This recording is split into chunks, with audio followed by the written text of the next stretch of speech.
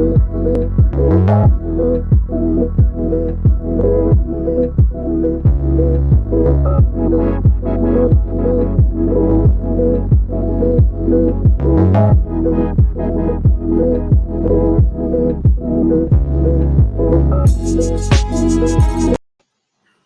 does Jack Sanborn have to offer your IDP team? That more this week on the IDP Blitz, joined by the guru, John Norton. Jack Sanborn's debut as Roquan Smith is now a Baltimore Raven. How did it go? Is there something there that we should be interested in? Well, it's something there that we need to be interested in. I was under the assumption, kind of projecting, that it would be Nicholas Morrow that would be the one that had the most to gain from Roquan Smith leaving.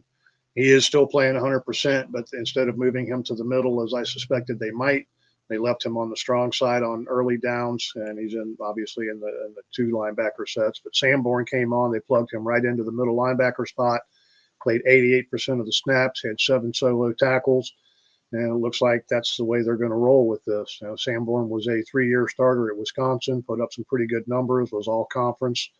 At least one of those years, and if I'm not mistaken, 2 of those years. So he's a guy that the Bears were relatively high on. He's looked pretty good when given an opportunity, looked decent back in the preseason. Just come by the undrafted rookie, kind of came from nowhere. We mentioned him in a lot of our articles and stuff last week, so hopefully everybody ran out and grabbed him just in case it wasn't Nicholas Morrow's job, and it looks like he's going to be the man in the middle for Chicago going forward. Speaking of the middle, or at the very least, the linebackers, that second level of a defense, let's stay with linebackers. And when a team is going down the drain, John, swirling down the drain, you can often find the silver lining in their IDPs because the defense is on the field more. There's more opportunities. Certainly that could apply to Shaquille Leonard, but we're waiting to see if he's involved enough to trust and what else is going on when he's back on the field, who the other linebacker is for the Colts that we can trust. What are the results looking like after the second week back for Leonard? Yeah, so Leonard played last week, 2 weeks ago. He was in the second game. The first time out, he played a handful of snaps. I don't know, it was 12, 15, something like that snaps. Basically, they're easing him back in. This past week, he jumped up to just over half of the playing time. So I'm assuming that by the third week of easing him back in, he should be back to his regular full-time role or very near to it. This is probably the week that you can afford to plug him in, especially if you're in a pinch. You could do a lot better. You could do a lot worse on the waiver wires than plugging him in and taking that chance. Even if he's getting 70% of the snaps, he's going to put up decent numbers for us. The surprise here is that in years past, with Leonard in there, it was Leonard and Bobby Okereke that were the two full-time linebackers. And we got a little hint of this back in, I think, week 4 when Shaquille Leonard played 16 snaps, and those snaps came at the expense of Okereke's playing time, was the Franklin staying on the field full-time. And we are seeing that play out and continue to play out. The more Leonard plays, the less Okereke stays on the field. Unfortunately for everybody, Okereke's been able to do well enough even with a limited snap. He played just under 50% this week. Still had relatively decent tackle numbers. I think he added a sack or some big play there to make up some points for us, so he was still relatively productive. When Leonard winds up playing full-time or near full-time, I fear that Okereke is probably going to be done for us, at least until something happens there that he gets that role back or gets at least a bigger role. So if you need somebody to plug in this week, it's probably time to get Leonard back in your lineup. If you've been relying on Okereke, you need to find plan B pretty quick. Speaking about plan B, I don't know what the Raiders are on in terms of linebackers, John. We're getting farther down in the alphabet here. Blake Martinez wasn't even on the roster at the beginning of the season. Divine Diablo, we've talked about a lot on the show. What do we have going on here with the Raiders linebackers? Actually, the Colts' opponent this week. Yeah, so Diablo had established himself as the every down guy, was playing 100% virtually every week. He lasted 2 snaps this week before breaking his forearm, done for the season. Blake Martinez stepped into the lead role, played 91% of the snaps, 8 tackles and 2 assists. We saw Denzel Perryman also step up and play a bigger role, 75% of the snaps, 6 tackles and 4 assists. I think both of those guys are likely to hang on to significant enough roles. Martinez will probably be your every down or virtually 100% of the time on the field. Definitely enough for him to be productive. And Perryman, we've seen him put up good numbers with 70 to 80% of the playing time in the past. He's probably the number 2 guy to add here, but he's going to be, I think he's going to have enough opportunity, as productive as he is on a per play basis, to be valuable to us going forward as well. So both of these guys become rosterable. Martinez is a guy that I would plug into my lineup immediately if I have an opening there. John, folks that had Devin Lloyd in their redraft leagues, they're feeling real good going into week 9. They thought they had one of those guys that was going to help them win their league. Not so much against the Raiders. I was watching that game and I saw Amir Abdullah downfield getting covered by Chad Muma. Does that have anything to do with the answer to the question to what happened to Devin Lloyd in the box score this week? You know, if you look at his box scores, he's been trailing off. He hasn't put up double-digit points since like week 5. Every year, it seems we have some rookies that they kind of start to get leg weary at this time of the year. You know, we call it the rookie wall. And I'm watching Lloyd. I really don't see a big difference in his responsibilities, and his playing time is still there.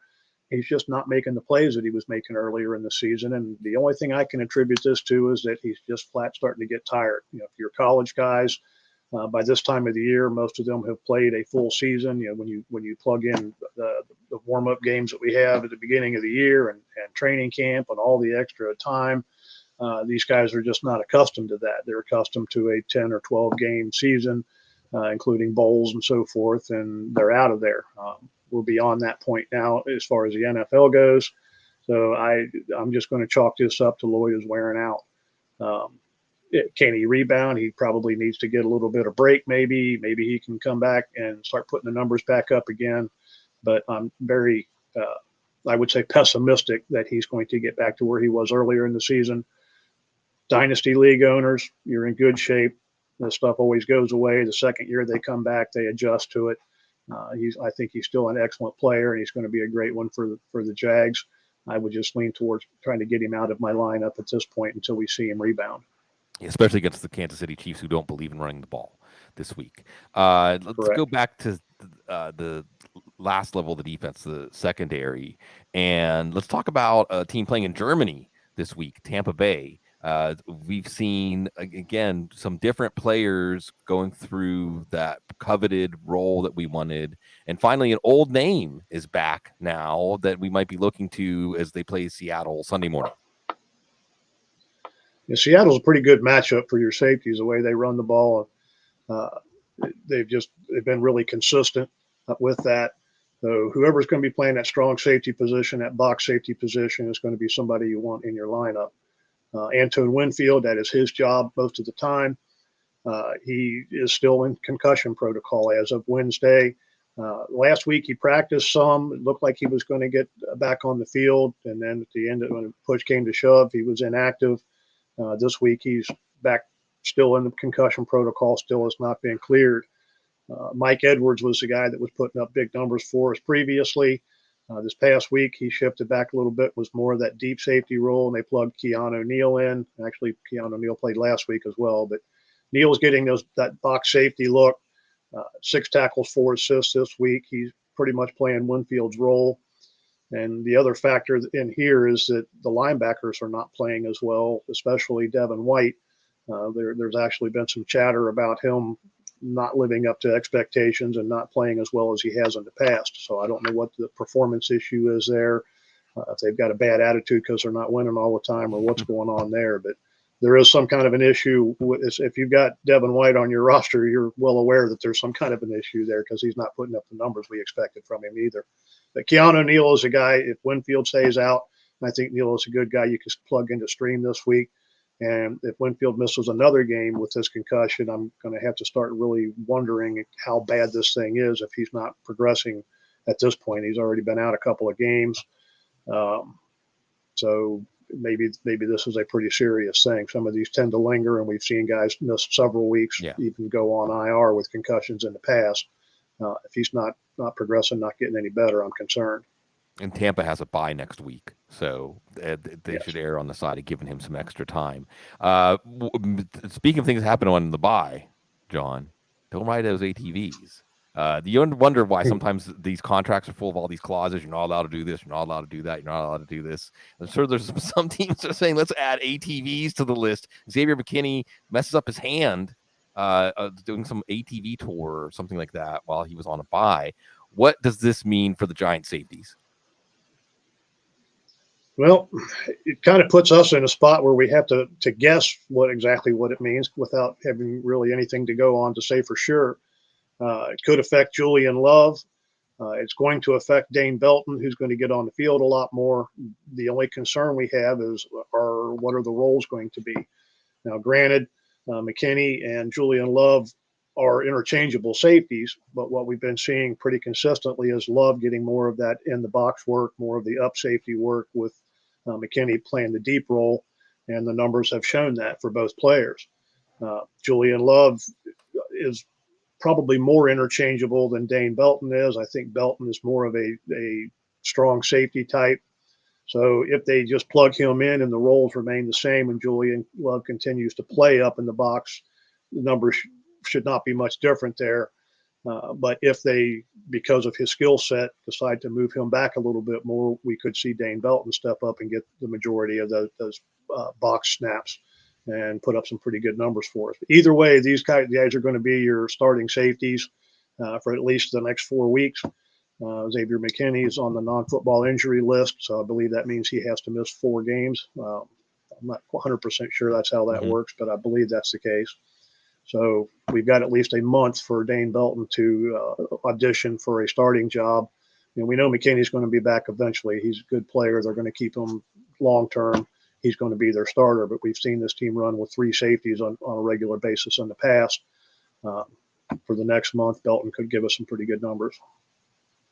Let's go down here to New Orleans. One last safety note, and I just as a quick aside, story, but not a big story. Just I'll give the lead into the story and turn the page. My stepson's flag football team, one of his teammates was Trey Matthew's son.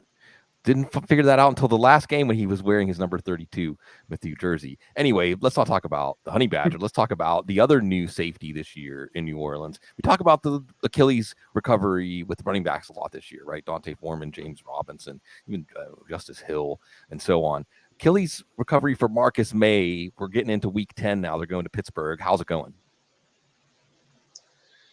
Well, it started off great. He had 8 tackles and assist in week 1. Got hurt, has played a few games since then, missed some time. It hasn't quite been what we expected. We expected him to have that up in the box safety role, the enforcer role, basically, that Chauncey Gardner-Johnson held on a part-time basis, the same one that Bell had prior to that, putting up good numbers in that defense. But it really didn't kind of manifest for us. This past week, he looked like the player we expected. He was very much more aggressive. They had him up in the box a lot. He was all over the field, 8 tackles and 2 assists. Simply put, was kind of what I was expected to see from him from the start. Is it a outlier? Yeah, I don't know. He did it the first week. We had some injuries and reasons maybe why he wasn't quite putting up the numbers there for several weeks. And then he comes back and looks like this. He definitely passed the eyeball test. He looked a lot better on the field this past game than what I'd seen in the past. So I'm cautiously optimistic that we've rekindled the fire for Marcus May and we can get some pretty good production out of him going forward. Rounding out to be what we expected, Marcus Davenport being hurt, let's stay in New Orleans and go up front. Is that what we should have expected? Well, it's opened the door for 2021 first rounder Peyton Turner. Is he going to be maybe worth a look in our lineups or at least to roster as he chases around Kenny Pickett this week? Yeah, as thin as the position is, there's a lot of people out there that are going to be a little desperate for somebody to plug in with 4 teams on a bye and so forth. And if you're looking for a streamer, kind of a flyer guy, I think Peyton Turner is definitely somebody you could consider. Especially for dynasty managers, this is a guy that we need to look at, I think, pretty hard. He's a first-round pick last year. We've not seen much out of him. He's got 5 tackles, 2 assists, 2 sacks in the last 2 games. And Marcus Davenport is down with a calf injury now, which means somebody else is going to get to start there. We know the other two guys that they have in that mix are decent players, but they're nothing special. I'm going to say we're going to put Turner on the watch list for this week, unless you are hurting for a starter. But definitely he's somebody that needs to be under the microscope for us for the next few games. We're going to get to see what they've got in him. I assume that I expect that the team wants to see what they have in him as well. When you spend a first round pick on a guy like that, you expect him to make an impact. And I think they're going to give him that opportunity. Next year at this time, we'll be having a conversation about his college teammate, Logan Hall in Tampa Bay, who they said is a better athlete than Turner, and he's bigger, but nothing is better and bigger than the IDP coverage. Footballguys.com, led by the guru, John Norton, and so many other talented writers, analysts. We're going to join you every Wednesday for the IDP Blitz here on the YouTube channel. Like, comment, subscribe, do all those things. It means the most from you because you're so close.